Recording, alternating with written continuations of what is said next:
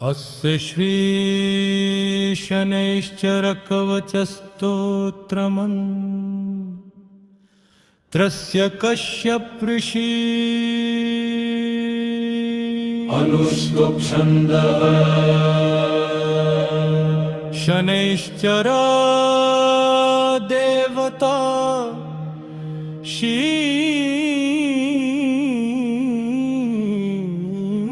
शक्ति शोकिलकं शनैश्चर प्रीत्यर्थं जपे विनियोगः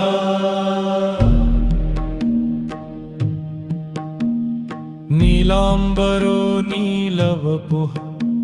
किरीटी गृत्रस्थितस्त्रासकरो धनुष्मान् चतुर्भुज सूर्यसुतः प्रसन्न सदा मम स्याद्वरदः प्रशान्तः शृणुध्वं ऋषयः सर्वे शनिपीडाहरं महत् कवचं शनिराजस्य सौररिदमनुत्तमम् कवचं देवतावासं वज्रपञ्जरसंज्ञकम् शनैश्चर प्रीतिकरं सर्वसौभाग्यदायकम् ॐ श्री शनैश्चरः पातु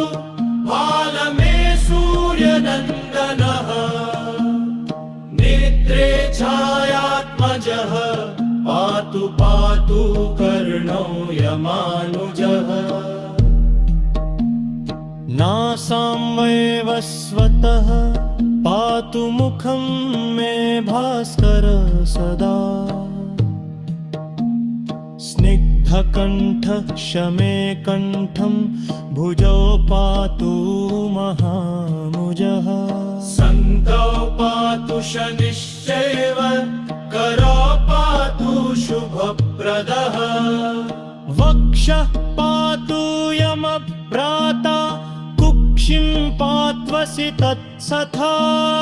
नाभिं ग्रहपति पातु मन्दः पातु कटिं तथा उरु ममान्तक पातु यमो जानुयुगं तथा पादो मन्दगति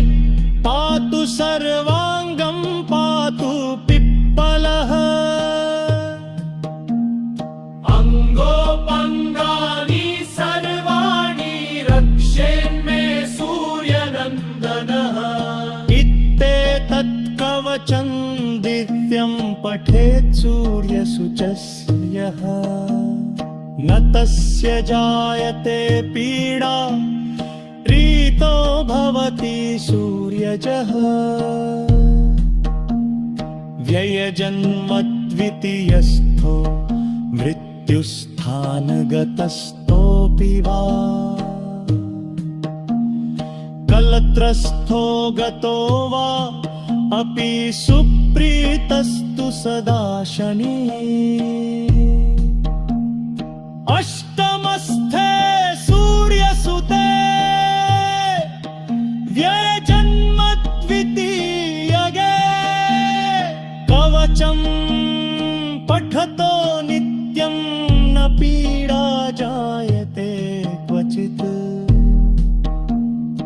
इत्येतत् कवचं दिव्यं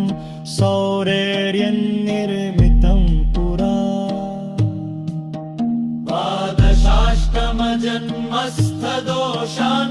द्वादशाष्टमजन्मस्थदोषान्नाशायते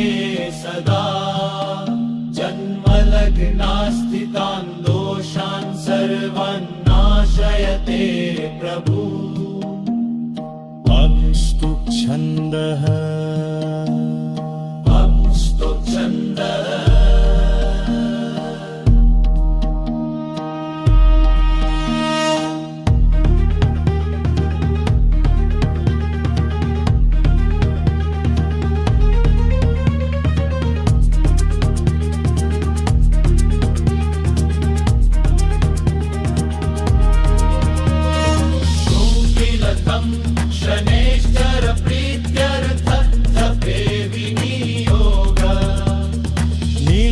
पीताम्बरो नीलमर्दु किरीटी गृध्रस्थितस्त्रासकरो धनुष्मन् चतुर्भुज सूर्यसुत प्रसन्न सदा मम स्याद्वरदः प्रशान्तः शृणुध्वं ऋषयः सर्वे शनिपीडाहरं महत् ध्रुवचं शनिराजस्य सौरेरिदं उत्तमम् कवचं देवतावासं वज्रपञ्जरसञ्जकम् शनैश्चर प्रीतिकरं सर्वसौभाग्यदायकम् ॐ श्री शनैश्चर पातु भालवे सूर्यनन्दना नेत्रे छायात्मजः पातु पातु कर्णो यमानुजः नासां वैवस्वतः पातु मुखं मे भास्कर सदा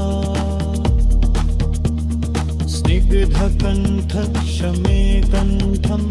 भुजौ पातु महाभुजम सन्धौ पातु संश्रितैव करो पातु शुभप्रदः